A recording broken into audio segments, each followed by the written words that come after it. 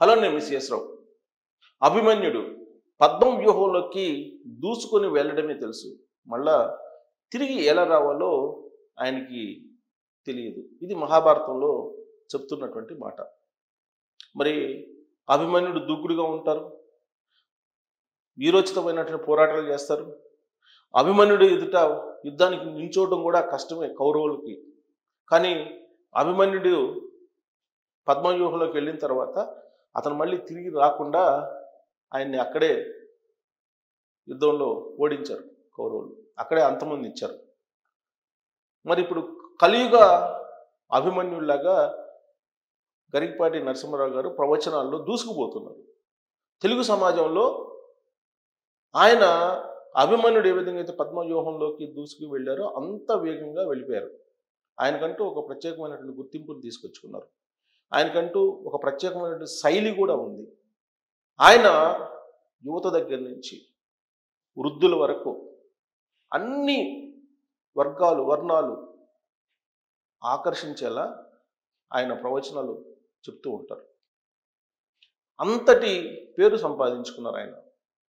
గత దశాబ్ద కాలంగా తీసుకుంటే కనుక ఆయన ప్రస్థానం చాలా స్పీడ్గా ఆకాశానికి వెళ్ళిపోయింది.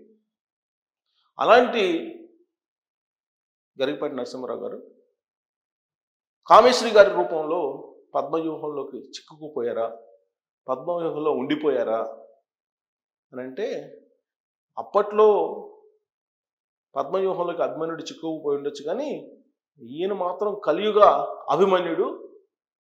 పద్మవ్యూహం నుంచి బయటకు వచ్చేటువంటి నేర్పరి అనేది ఆయన అభిమానుల యొక్క విశ్వాసం, ధీమా, ఆయన మీద ఉన్నటువంటి విశ్వాసం. ఎందుకంటే ఆయన పోరాట పటిమని చూసినటువంటి అభిమానులు చెప్పేటువంటి మాట ఏంటంటే, ఆయన ప్రస్తుతం ఉన్నటువంటి సంక్షోభంలో నుంచి ఈజీగా బయటకు రాగలరు అని చెప్పి ధీమా వ్యక్తం చేస్తున్నారు. వాస్తవంగా ఈ ఎపిసోడ్ గురించి లోతుగా చెప్పాలి అని అంటే కొన్ని విషయాలు చెప్పలేనటువంటి అంశాలు ఉన్నాయి. అందుకే ఒక సీనియర్ జర్నలిస్ట్గా వాళ్ళ ప్రైవేటు జీవితాల్లోకి లోతుల్లోకి వెళ్ళి వాటిని సమాజం ముందు నేను ఉంచదలుచుకోలేదు.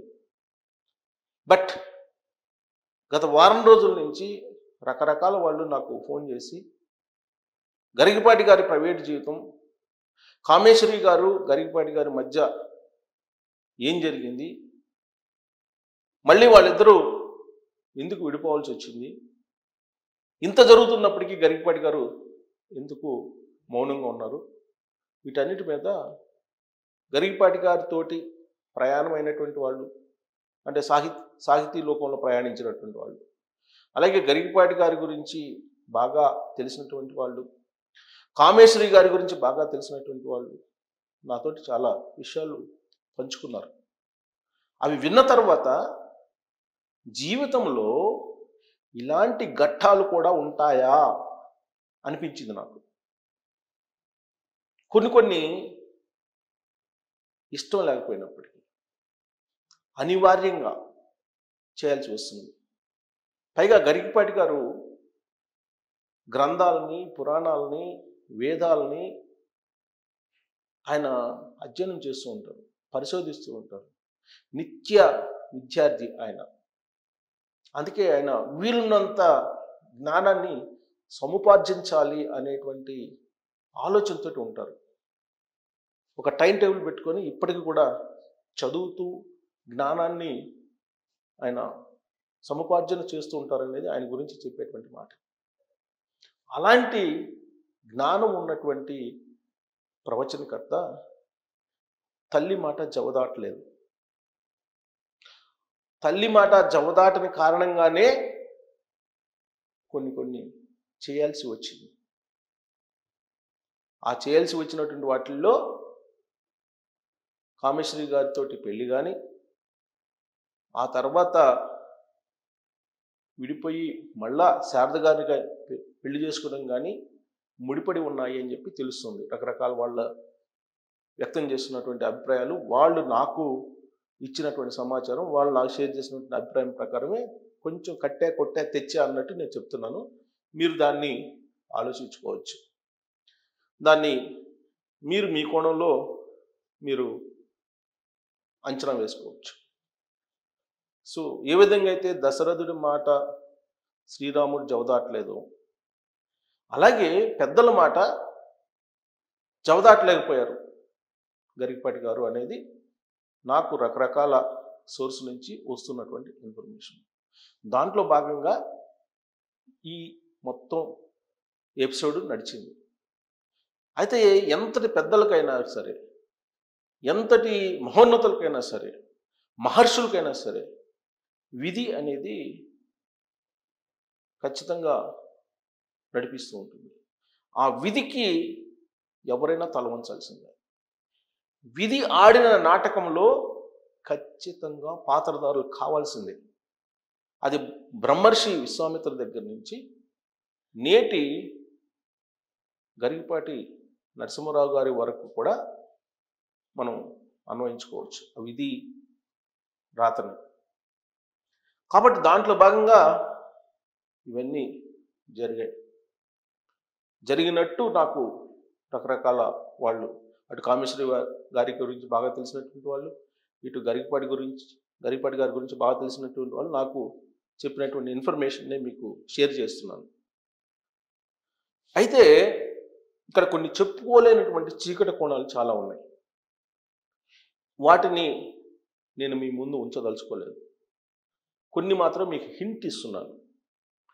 మరి గరికపాటి గారు శారద గారిని చేసుకొని ఆవిడతోటి దాంపత్య జీవితాన్ని సంతోషంగా గడుపుతూ ఉన్నారు. మరి ఆవిడని చేసుకోవాల్సినటువంటి సిచ్యువేషన్ ఎందుకు వచ్చిందంటే, ఆ రోజు దశరథుడు మాట విని రాముడు అడవులకి ఎందుకు వెళ్ళారు అని అంటే, ఇప్పుడు పెద్దలు ఏదైతే చెప్పారో దాన్ని గరికపాటి గారు శిరసావహించి అలా నడవాల్సిన పరిస్థితి ఏర్పడింది అనేది నాకు వాళ్ళు చెప్పినటువంటి మాట. ఇక్కడ విడిపోవడానికి కామేశ్వరి గారితో చాలా అంశాలు ఉన్నాయి. వాటిని నేను రివీల్ చేయదలుచుకోలేదు. యాక్చువల్గా గరికపాటి గారి ప్లేస్లో ఉంటే, అంటే వాళ్ళు ఇచ్చినటువంటి ఇన్ఫర్మేషన్ ప్రకారం ఎవరైనా అలానే చేస్తారు అనిపిస్తుంది, ఎవరైనా అలా చేసి ఉండేవాళ్ళు అనిపిస్తుంది. ఏది కామేశ్వరి గారి తోటి ఆయన విడిపోయి వేరే పెళ్లి చేసుకుని సుఖంగా ఉంటున్నారు. అప్పుడు జరిగిన కామేశ్వరి గారితో బయటికి రావాల్సినటువంటి పరిస్థితి ఎందుకు వచ్చింది అనే దాని మీద రకరకాల వాళ్ళు ఇన్ఫర్మేషన్ ఇస్తున్న దాని ప్రకారం ఆ ప్లేస్లో ఎవరున్నా సరే ఖచ్చితంగా గరికపాటి గారు చేసినట్టు పని చేస్తారేమో అనిపించింది వాళ్ళు ఇచ్చిన ఇన్ఫర్మేషన్ ప్రకారం. సరే, ఇన్ని మలుపులు ఉన్నాయి ఆయన జీవితంలో. పవన్ కళ్యాణ్ గారు కూడా మీరు 3 పెళ్ళిళ్ళు ఎందుకు చేసుకోవాల్సి వచ్చింది అని రాజకీయాల్లో చాలామంది టార్గెట్ చేసినప్పుడు వైఎస్ఆర్ కాంగ్రెస్ పార్టీ వాళ్ళు కావాలని ఎవరు 3 పెళ్ళిళ్ళు కావాలనుకోరు, అది రాత, అది కొన్ని సందర్భాలు అలా జరిగిపోతుంటుందని చెప్పి ఆయన కూడా ఆధ్యాత్మిక కోణంలో చెప్పారు పవన్ కళ్యాణ్ గారు. అప్పుడు రాజకీయాల్లో దాన్ని ఒక రాజకీయ అస్త్రంగా తీసుకున్నారు తప్పితే దాంట్లో ఆంతర్యాన్ని ఎవరు గ్రహించలేకపోయారు. కానీ ఇప్పుడు గరికపాటి గారి ఇష్యూ వచ్చిన తర్వాత విధి ఏ విధంగా నడిపిస్తుంది మనల్ని, విధి ఎప్పుడు కూడా మనుషులతో నడవదు, మనుషులే విధితో నడవాలి. ఖచ్చితంగా ఇది ఎవరైనా చెప్తారు.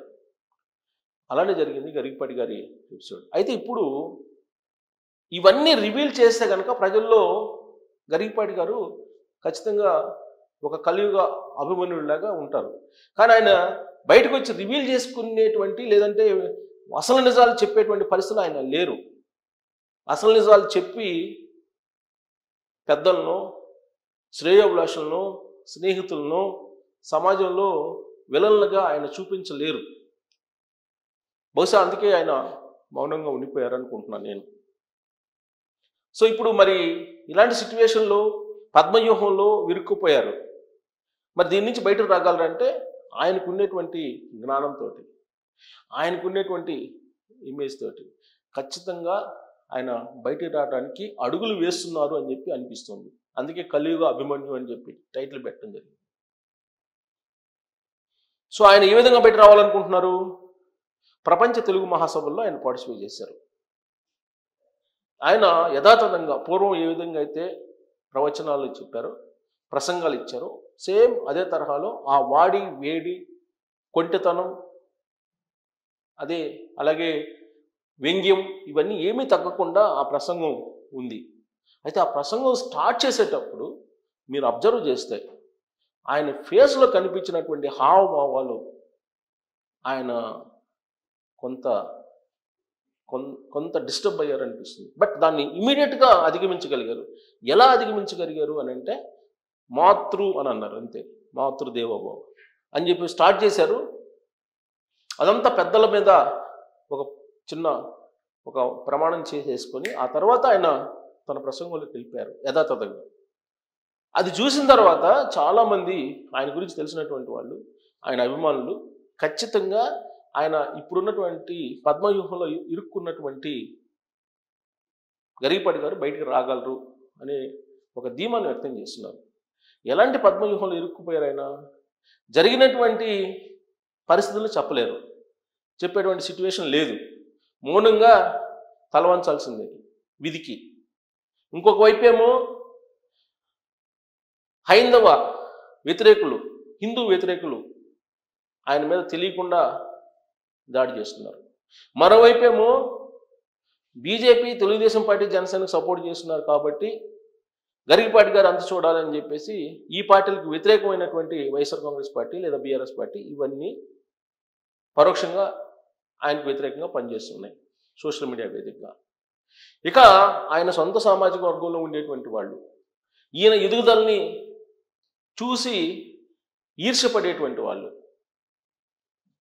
ఆయన్ని టార్గెట్గా కొంతమంది చేసుకున్నారు. ఇక సినిమా ఇండస్ట్రీలో ఆయన కొన్ని వ్యాఖ్యానాలు చేసినందువల్ల కొంతమంది బాధపడ్డారు, ఇబ్బంది పడ్డారు. వాళ్ళకు సంబంధించినటువంటి ఫ్యాన్స్ కూడా ఆయన్ని టార్గెట్ చేస్తున్నారు.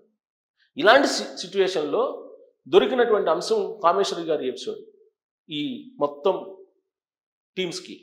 కాబట్టి ఆయన్ని మొత్తం ఒకేసారి చుట్టుముట్టాయి పద్మవ్యూహంలాగా. మరి దీని నుంచి బయటికి రాగలరా అని అంటే ప్రపంచ తెలుగు మహాసభల్లో ఆయన చూసిన తర్వాత, ఆయన ప్రసంగం అయిన తర్వాత ఆయన బయటికి రాబోతున్నారు, బయటికి ఈజీగా రాగలరు అని చెప్పి ఆయన అభిమానులు భావిస్తూ ఉన్నటువంటి సిచ్యువేషన్. మరి ఆయన ఈ పద్మవ్యూహం నుంచి బయటకు వచ్చి కలియుగ అభిమన్యుడు అని చెప్పి ఆయన నిలబడగలడా? పద్మవ్యూహంలో చిక్కుకుని బయటకు వచ్చినటువంటి వాళ్ళు మనం గతంలో చూసాం, చాలామంది రాలేకపోయారు. మరి గరికపాటి గారు వస్తారని అంటే ఖచ్చితంగా వచ్చే అవకాశం ఉంది. దానికి ఆదరువుగా ఇప్పుడు చంద్రబాబు గారిని ఉదహరించుకున్నారు. చంద్రబాబు గారిని ఆపుగా చేసుకొని బయటికి రావాలనే ప్రయత్నం చేస్తున్నట్టు నాకు అనిపించింది ఆయన ప్రసంగంలో. ఎలా అని అంటే అధికార భాషా సంఘం అధ్యక్షుడిగా నాకు అవకాశం ఇచ్చారు చంద్రబాబు గారు, 2 నెలల క్రితం ఫోన్ చేశారు అని చెప్పారు ఆయన. ఆ అధికార భాషా సంఘం అధ్యక్షుడిగా ఆయన త్వరలోనే బాధ్యతలు స్వీకరించే అవకాశం ఉంది. ఆంధ్రప్రదేశ్లో క్యాబినెట్ హోదా రాబోతుంది ఆయనకి. అది వచ్చిన తర్వాత ఇక మళ్ళీ ఈ సంక్షోభం నుంచి బయటకు వచ్చినట్టే ఆ ఎలివేషన్ వస్తే కనుక. బహుశా అందుకే ప్రపంచ తెలుగు మహాసభలో వేదిక మీద నుంచి ఆ విషయాన్ని ఆయన లీక్ చేసి ఉంటారు అనేటువంటి అభిప్రాయాన్ని ఆయన అభిమానులు పంచుకుంటూ ఉన్నారు. సో కాబట్టి ఆయన తెలుగుదేశం పార్టీ, చంద్రబాబు నాయుడు గారు అండతోటి ఈ పద్మవ్యూహం నుంచి బయటపడేటువంటి అవకాశం ఉందా అనే దాని మీద కామెంట్ రూపంలో మీ అభిప్రాయం తెలియజేయచ్చు. Thank you very much.